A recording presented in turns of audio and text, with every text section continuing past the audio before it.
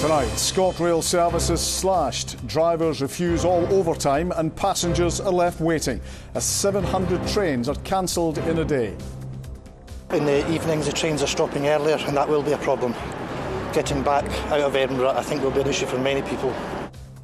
The emergency timetable means hardly any trains will run early in the morning or later at night. Also making the headlines, a public health alert. The first case of monkeypox arrives in Scotland, but we're told not to panic. For 274 and those against 136. Gay marriage in the Kirk. The Church of Scotland votes to allow ministers to conduct same-sex ceremonies. And in sport, Kieran Tierney is left out of the Scotland squad for the World Cup playoff against Ukraine. We've known for a little while that Kieran wouldn't be ready for these games, so disappointing for Kieran and obviously disappointing for us. I'm Kellyanne Woodland in Edinburgh. And I'm John Mackay in Glasgow. This is the STV News at 6.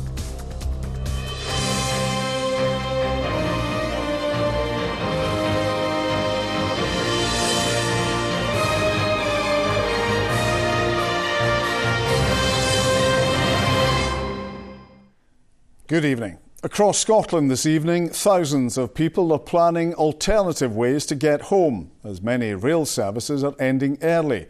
It's part of an emergency timetable introduced amid a pay dispute between train drivers and ScotRail.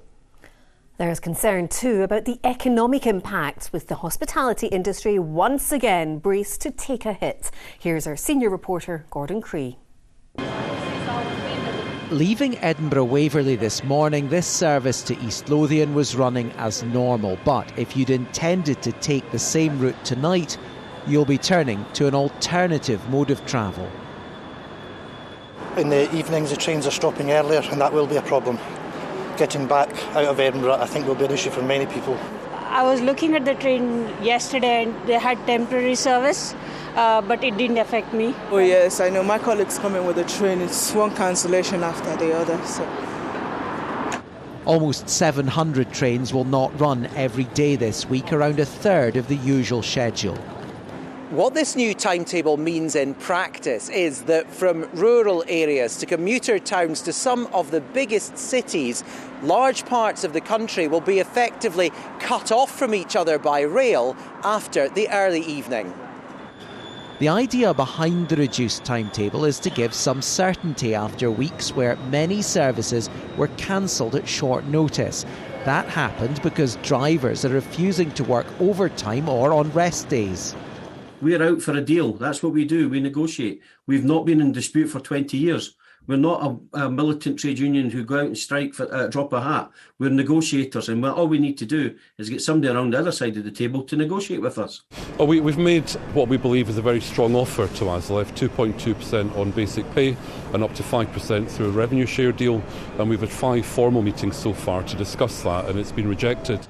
With the drivers looking for around 10%, the sides seem some way apart. All this comes just weeks after ScotRail moved into public ownership.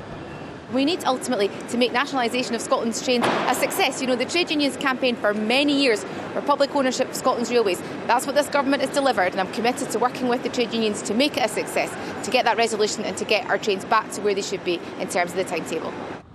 In the shadow of the station sits a restaurant which relies on the railway for evening custom. The manager here says he's already had bookings cancelled from people who'd been unable to get a train home. And that means another financial blow just when the nighttime economy was picking up after the pandemic. And then lots of our customers come from outside Edinburgh. So if the train times change, obviously it's going to, make a big difference to our business because they're not going to come and it's going to be difficult for the business to grow again. The Transport Minister was on board the first departure to Scotland's newest station at Reston in the Borders today. Passengers heading to many other destinations may find themselves waiting for a train that never comes. Well, Gordon joins us now. And Gordon, just how did it get to this? Well, put simply, they don't have enough drivers. During the pandemic, there was an impact on training programmes and it's left them more than 100 short of what they need. Now, until now, the gap was being filled by other drivers voluntarily working overtime or on rest days. But with this pay dispute, they're refusing to do that. And in terms of bringing more new drivers into the system, it'll be well into next year before they're close to what they need. So how long will the disruption go on for? Well, at the moment it's being stressed that it is a temporary timetable, but the reality is that unless the dispute is resolved, it's difficult to see how they can get back to a normal timetable without the drivers doing those extra shifts. Now, the union ASLEF has said tonight that informal discussions will take place tomorrow, with more structured talks happening later in the week. The Transport Minister, though, when I spoke to her today, I didn't get the impression she was looking to be particularly hands-on about all this. She was very much saying it was a dispute between the drivers and the union. But next week, Scotland play Ukraine at Hampden. Big problem there if people are wanting to get back to the likes of Perth, Aberdeen, Dundee. As it stands, the last trains to those places leave Glasgow not before the match is finished, but before it even kicks off. All right, Gordon, from a very quiet railway station, it's clear to see the impact. Thanks very much. Now, health experts are stressing the risk to the public is low after the first case of monkeypox was detected in Scotland. Work is underway to understand how the person became infected, and officials say they were likely exposed to the virus in the UK. Meanwhile, in England, the number of cases there has now more than doubled to 56. A small number of smallpox vaccines, which are effective against monkeypox, have been stockpiled in Scotland. Susan Ripple reports. Scientists and health officials have been keeping a close eye on this virus, and now the first case of monkeypox has been confirmed in Scotland. Is not unexpected given that there have been about 56 cases identified in England to date. In some sense, it's good that we're identifying cases because once we've identified cases, we can take action to prevent further spread. It's not an infection that is common and, well, is actually endemic in the UK, and we want to get back to that position as quickly as possible. If you get infected, it usually takes between 5 and 21 days for the first symptoms to appear.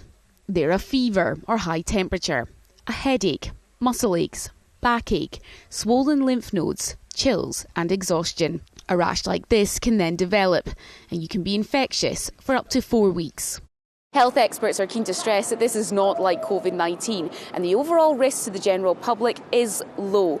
But anyone with blister-like sores is being encouraged to avoid close contact with people and seek medical advice. We have a vaccine that is effective against this.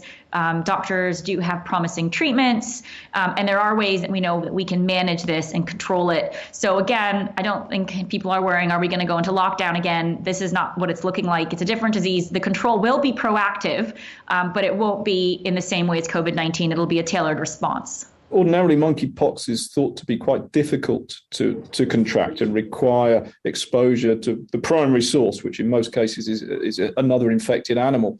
So it is unusual to see person-to-person spread to this degree on these shores. We still think it takes close contact with someone who is infected, but clearly there is something a little different about what's happened over the last week or so. Monkeypox has been found in 14 countries across the world so far, and experts anticipate we'll see more cases in the coming days. Susan Ripple, STV News, Glasgow. 1 in 8 people hospitalised with COVID-19 was later diagnosed with heart inflammation. The Glasgow University study between May 2020 and March 2021 also found that coronavirus patients suffer from a number of ongoing health problems. Gay couples will be able to marry in the kirk after the Church of Scotland's General Assembly voted to allow clergy to conduct same-sex marriages for the first time. The landmark vote follows years of campaigning by those in favour of the move, but some of those against have now left the church. While ministers will not be forced to carry out the ceremonies, those who wish to can apply to become celebrants of same-sex marriage. Vanessa Kennedy has more.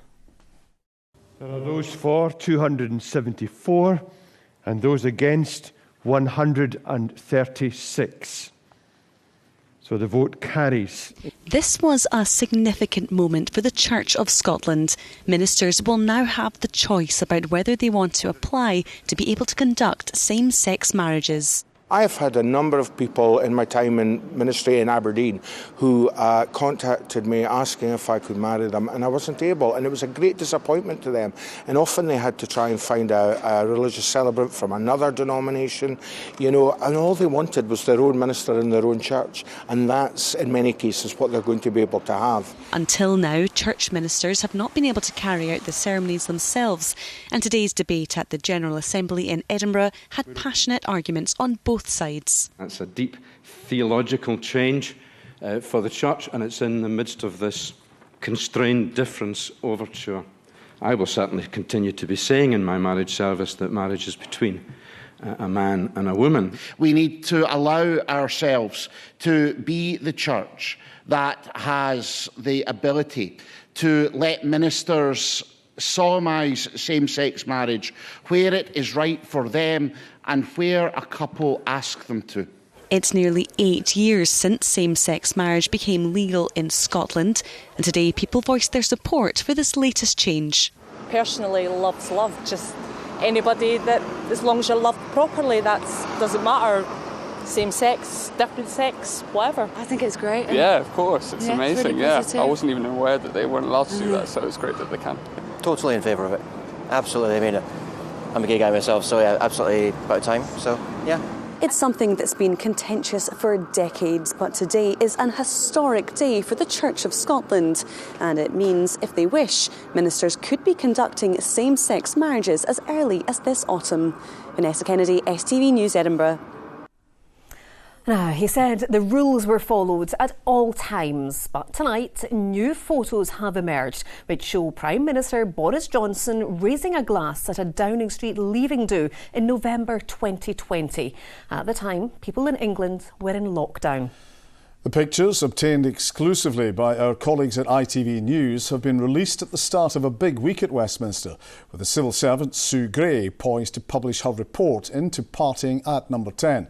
We're live now to our Westminster correspondent, Catherine Sampson. And Catherine, how dangerous are these images for the Prime Minister?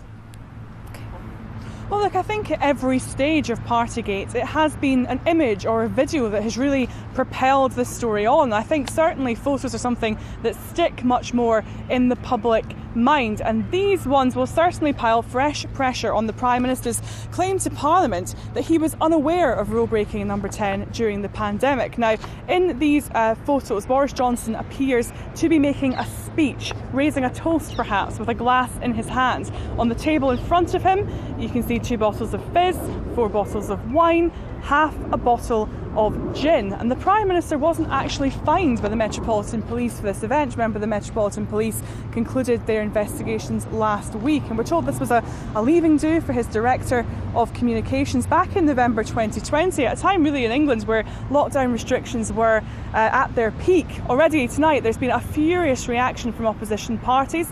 Labour in their statement saying while the British public were making huge sacrifices, Boris Johnson was breaking the law. The SNP's Westminster leader Ian Blackford said the images were sickening. He branded the Prime Minister a serial liar. But what will concern Boris Johnson much more than that is what his own Tory backbenchers think. And tonight, the Scottish Conservative leader Douglas Ross in the last few minutes has said these images will rightly make people across the country very angry. The Prime Minister must outline why he believes this behaviour was acceptable. To most, he says, these pictures seem unjustifiable and wrong.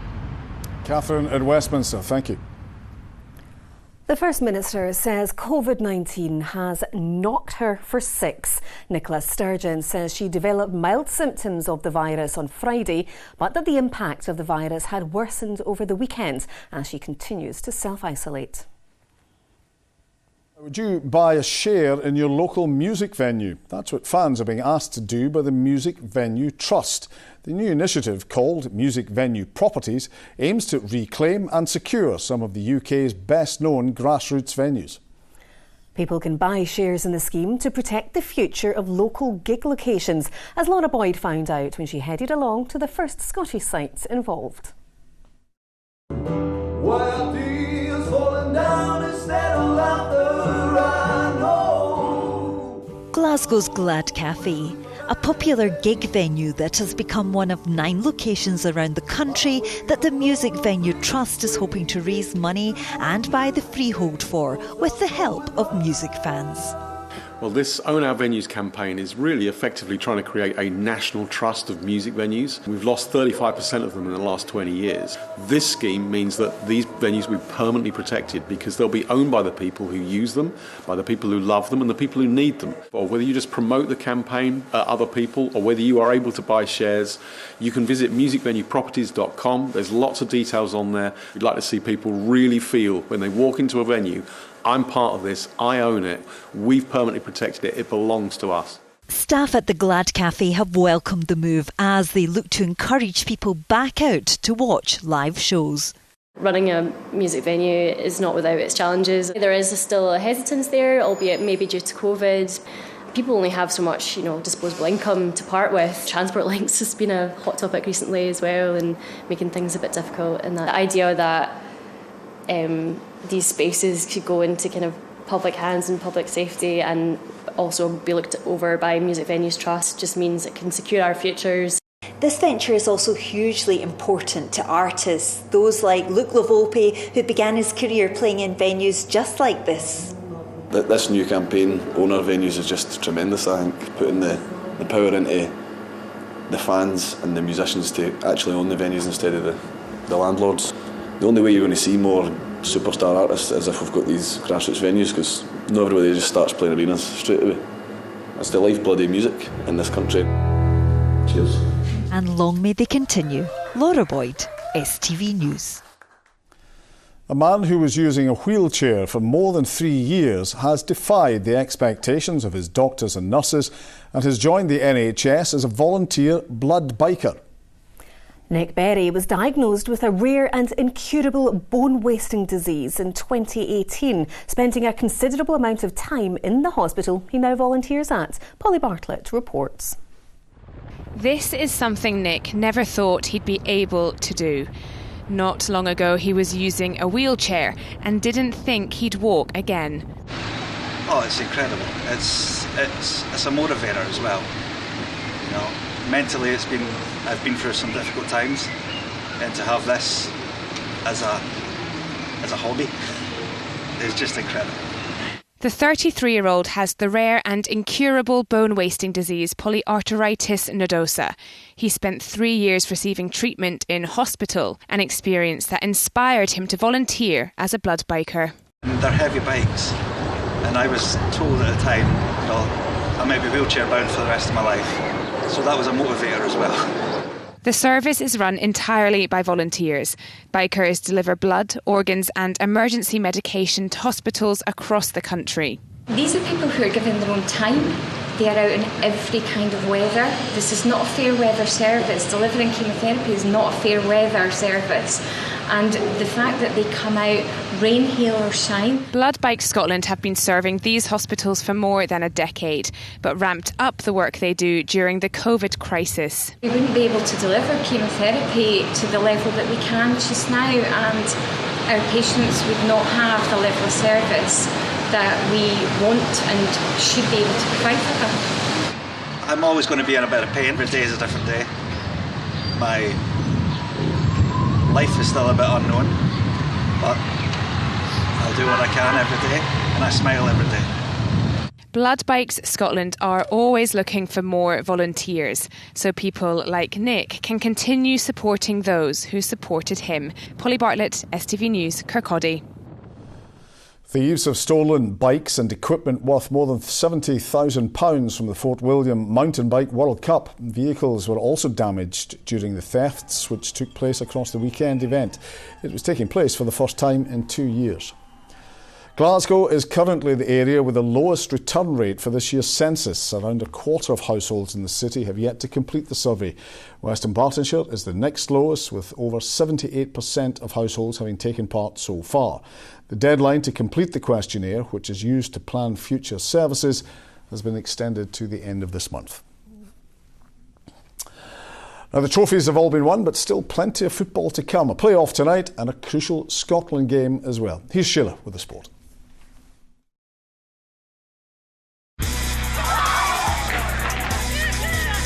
Get your fill of the action. STV Sport, sponsored by Papa John's Pizza.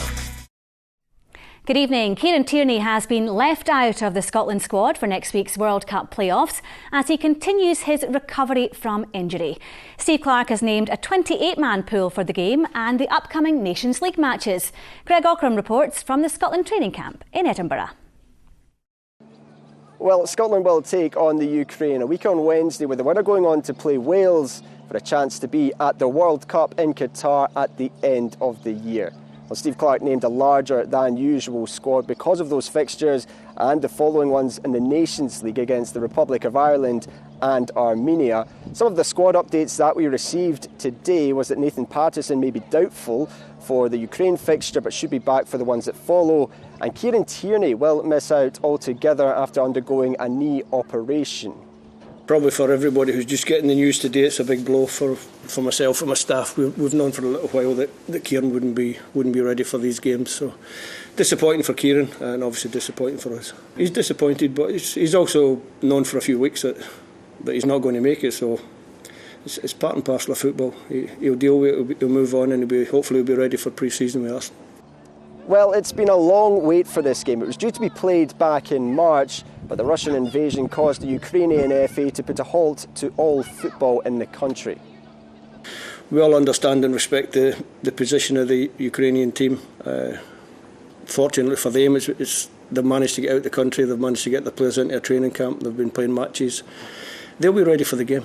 The most important thing for me as the Scotland head coach is that I have to make sure that we're ready for the game, and we'll be ready. So both teams ready to go on the 1st of June. It's been a long wait since November when we knew who we were playing. Obviously, circumstances have changed for the Ukrainian team, and I'm pleased that they've got the opportunity to come out and play the game. I'm sure that's what they want to do. They'll want to play the game, represent their country well and do well for their country, and we're no different. We've waited a long time for this game. We've waited a long time to be in this position to qualify for a World Cup, and we're determined to get to Qatar in December.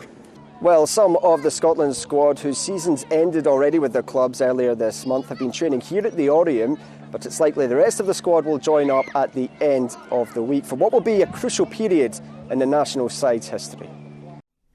Rangers boss Giovanni Van Bronckhorst is looking forward to a rest after a hectic season before beginning preparations for the next campaign. And after winning the Scottish Cup with a 2-0 extra-time victory over Hearts at the weekend, Leon Balogun thinks the club has plenty to offer any potential recruits. It's a week these players won't forget in a hurry.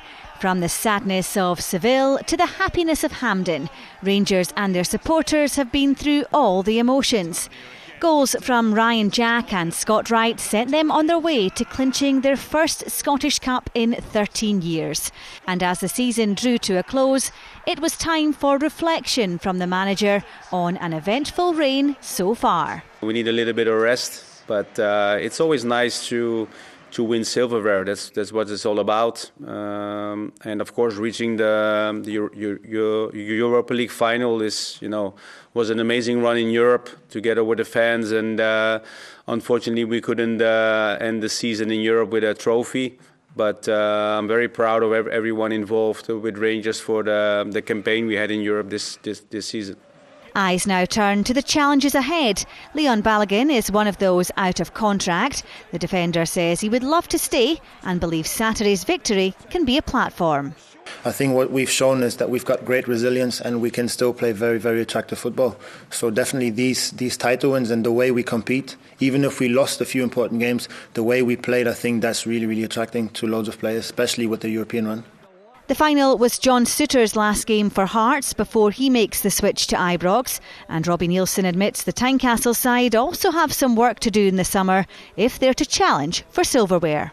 We've had hard times over the last couple of years, but we're getting there. You know, we're back where we want to be, but we now need to build and step forward and try and come here and win, try and get closer to Old Firm, try and get into Europa League, you know, but we're at the start of it now.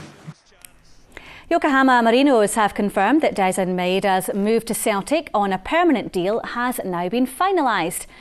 The Japan forward joined on loan in January and scored 8 goals in 22 appearances as he helped Ange Postecoglou's side win the Premiership title.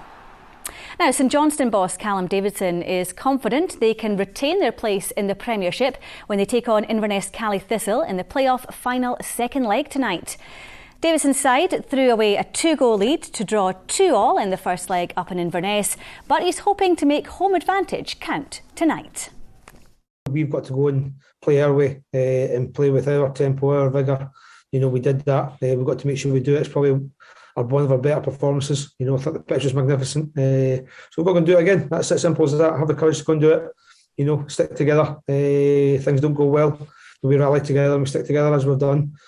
There's no favourites now. We're level. There's pressure. Pressure can do strange things in football, so we are where we are. Finally, some tennis news, and Cameron Norrie is through to the second round of the French Open. He's defeated Frenchman Manuel Guinard in straight sets, 7-5, 6-2, 6-love, to make it through to the next round at Roland Garros. That's all the sport from me for this evening. Get your fill of the action. STV Sports, sponsored by Papa John's Pizza. Now, Philip has the weather forecast, and it's a bit bleh. A light drizzle is coming in from the west.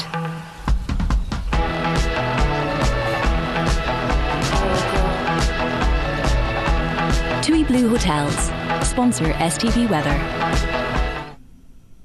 Well, as we start to head through this evening and overnight to begin with, there is still a few showers around in places.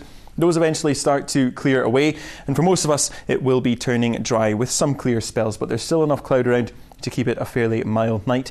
Temperatures down to lows of around 6 or 7 degrees Celsius. For most towns and cities, though, getting down to around 10 or 11.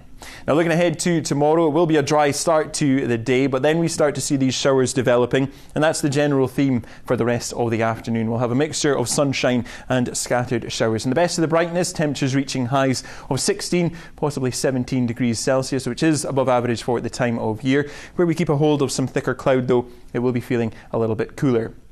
Now, looking ahead to Wednesday, and overall it does look set to be the worst day of the week weather-wise. We've got this frontal system crossing the country through the course of the morning. That's bringing with it widespread heavy showers across the country. We'll also see some quite strong winds around the coasts and on higher ground, could be reaching gale force. And thanks to the wind direction, it does mean that temperatures will be down a couple of degrees, highs of 14 or 15 degrees Celsius. By Thursday, there is still a bit of uncertainty at the moment, but we've got a waving frontal system coming in across the country. Tightly packed isobars, so keeping a hold of the strong winds. Temperatures down once again, highs of 14. Bye-bye. TUI Blue Hotels sponsor STV Weather.